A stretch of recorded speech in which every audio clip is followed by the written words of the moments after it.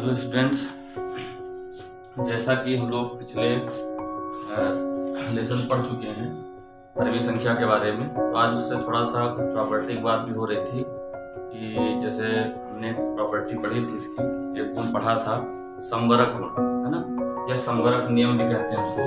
तो उसके आगे हम लोग बात करेंगे। समवरक नियम के बाद दूसरी प्रॉपर्टी थी परिमेय संख्याओं के प्रगुण हमको पढ़ना है, ठीक। और उसमें से भी पहला क्या था, योग के प्रगुण। तो समवरक नियम हमने पढ़ा था, एक बार फिर से हम लोग रिपीट कर लेते हैं। समवरक नियम क्या था कि दो योग का समवरक नियम कि दो परिमेय संख्याओं का योगफल भी एक परिमेय संख्या होता है, ठीक। इसका वीडियो पड़ा हुआ है। चलिए, सेकेंड प्रॉपर्टी है हमारी क्रम विनिमय नियम।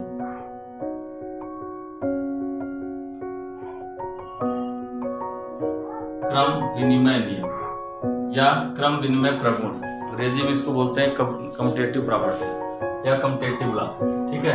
तो क्रम विनिमय नियम क्या कहता है कि यदि हम दो परिमेय संख्याओं को आपस में जोड़ें और उनका क्रम आपस में बदल दें तो उनके योग पर कोई प्रभाव नहीं पड़ता। मतलब यदि एक परिमेय संख्या आपकी मान लीजिए x है और दूसरी y है, तो अगर x प्लस वाई लिया आपने तो जो x प्लस वाई का मान आएगा वही y प्लस x का आएगा।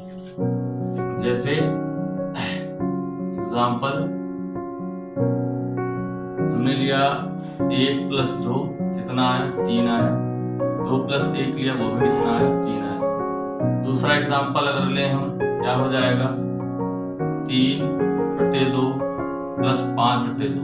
3/2 में 5/2 जोड़ा हमने तो हो गया 8/2 बराबर आंसर आ गया 4।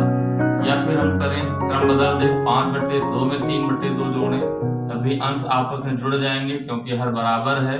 तो 5 3 हो गया 8, 8/2 यहाँ कितना आ गया 4। तो दोनों स्थितियों में, दोनों केसेस में देखिए दोनों की वैल्यू क्या आ रही, बराबर आ रही।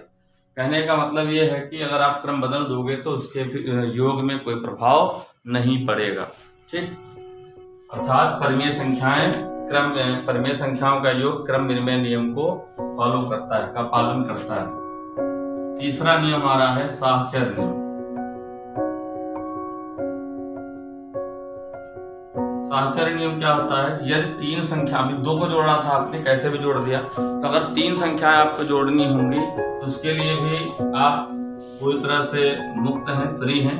आप किन्हीं भी 2 को जोड़ करके तीसरा उसमें ऐड करिएगा, उनके योग में कोई प्रभाव नहीं पड़ेगा। कहने का मतलब यह है कि यदि अंतिम दोनों संख्याओं के योग में प्रथम संख्या जोड़ी जाए या फिर प्रथम दोनों संख्याओं के योग में अंतिम तीसरी संख्या जोड़ी जाए तो भी उनका योगफल समान रहता है।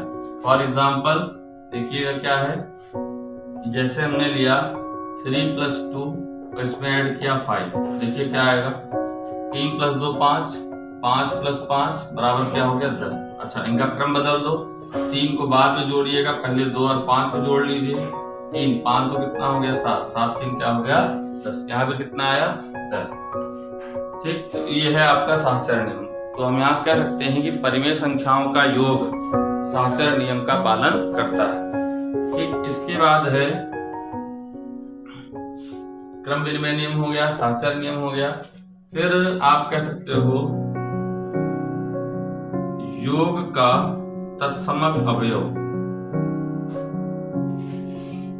हिंदी में बोलते हैं हिंदी में बोलते हैं तत्समक अवयव और अंग्रेजी में इसको बोलते हैं एडिटिव आइडेंटिटी। ऐसा नंबर जिसको किसी भी संख्या में जोड़े तो उसके योग में कोई प्रभाव ना हो, संख्या वैसी की वैसी रहे। तो जाहिर सी बात है, मन में आ गया होगा आपके, वो संख्या क्या हो जाएगी, 0। अगर 0 को किसी में जोड़ा जाए तो संख्या का योग क्या रहेगा, जो संख्या आपने पहले ली थी उतना ही रहेगा। मतलब तत्समक अवयव क्या होता है, ये याद रखिएगा, योग का तत्समक अवयव कितना होता है, 0 0। जैसे 3 में आपने 0 जोड़ा तब भी 3 आया, 1/2 में 0 जोड़ा तब भी 1/2 ही आएगा। अगर -5 में 0 ऐड करोगे तो उसका मान भी -5 ही आएगा। मतलब संख्या वैसी रहेगी और 0 का योग करने पर उस पर कोई प्रभाव नहीं पड़ेगा। तो ये क्वेश्चन बहुत इंपॉर्टेंट है, योग का तत्समक अवयव आपसे पूछ सकता है, क्या है, 0, ठीक। 5वां है योगात्मक प्रतिलोम। इसको भी याद रखना है आपको। योगात्मक प्रतिलोम क्या होता है?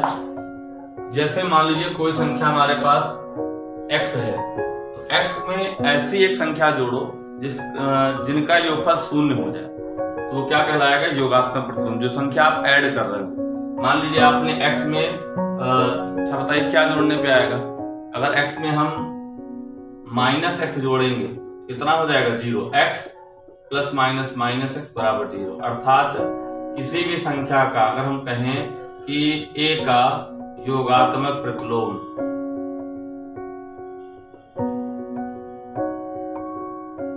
क्या हो जाएगा? माइनस। देखिए ये जो प्रगुण है, संवरक नियम हो गया, क्रम विनिमय नियम हो गया, साहचर्य नियम हो गया, तत्संयोग का तत्समक अवयव हो गया, योगात्मक प्रतिलोम, ये केवल परिमेय संख्या में नहीं लागू होंगे, ये सारी संख्याओं में लागू हो जाएंगे आपको। चाहे वो प्राकृतिक संख्या ली जाए, चाहे आपकी पूर्ण संख्या ली जाए, चाहे पूर्णांक ली जाए, सब में ये काम करेगा। ठीक है। 1 का योगात्मक प्रतिलोम कितना हो जाएगा? -8। इसका एग्जाम्पल ये भी बहुत इंपॉर्टेंट है, इससे क्वेश्चन आएंगे। ठीक, कहेगा कि 3 का योगात्मक प्रतिलोम क्या होगा, तो क्या बताओगे आप? -3। और -3 का योगात्मक प्रतिलोम कहेंगे तो क्या हो जाएगा? +3। चिन्ह बदलना है केवल आपको। 8 का योगात्मक प्रतिलोम क्या हो जाएगा? -8। ठीक। और अगर यहीं पर -7 का मान लीजिए पूछ ले का योगात्मक प्रतिलोम, तो क्या हो जाएगा? +7। ठीक है।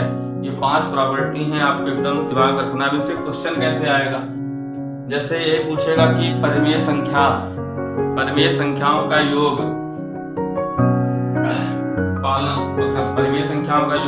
पालन करता है क्रम विनिमय नियम का, साहचर्य नियम का, योग का और संवरक नियम का, या फिर इन सभी का, तो इसमें क्या हो जाएगा? इन सभी का। ठीक है। ऑप्शन सारे नियम फॉलो करता है ये, चाहे संवरक नियम हो, चाहे क्रम विनिमय नियम हो, चाहे साहचर्य नियम हो, और तत्समक अवयव आपको याद रखना है 0। ठीक। और एक है योगात्मक प्रतिलोम, इसका क्वेश्चन बहुत इंपॉर्टेंट है, याद रखिएगा। योग का तत्समक अवयव कितना होता है? 0। और योगात्मक प्रतिलोम क्या होगा? जो भी संख्या दी हो, 8 का योगात्मक प्रतिलोम कहेगा तो -8, -7 का योगात्मक प्रतिलोम कहेगा तो +7 हो जाएगा। ठीक, केवल चिन्ह बदलना है। वैसे अगर 3/5 का योगात्मक प्रतिलोम आपसे पूछता है तो क्या हो जाएगा? -3/5। अगर -6/7 का पूछता है तो वो कितना हो जाएगा? केवल चिन्ह बदलना है आपको, 6/7। ठीक, बहुत आसान है। और एक क्वेश्चन इस पे और पूछ सकता है कि किसी संख्या एवं उसके योगात्मक प्रतिलोम का योगफल होता है, तो ऑप्शन में 0 दिया होगा, तो 0 ही सही आंसर। देखिए यहाँ लिखा भी है कि x, जैसे यही देख लीजिए 7, क्वेश्चन क्या था? किसी संख्या, मान ली संख्या 8 है, 8 और उसके योगात्मक प्रतिलोम -8, योगफल क्या होगा? 0 ही तो आएगा। 8 प्लस -8, 8 -8 कितना हो गया? 0। ठीक, ये इतने तरह से क्वेश्चन आपके बन सकते हैं। जो भी पढ़िए उस पर क्वेश्चन जरूर दिमाग रखिए, किस तरह से क्वेश्चन आ सकते हैं। ठीक है, चलिए इसको नोट कर लीजिएगा।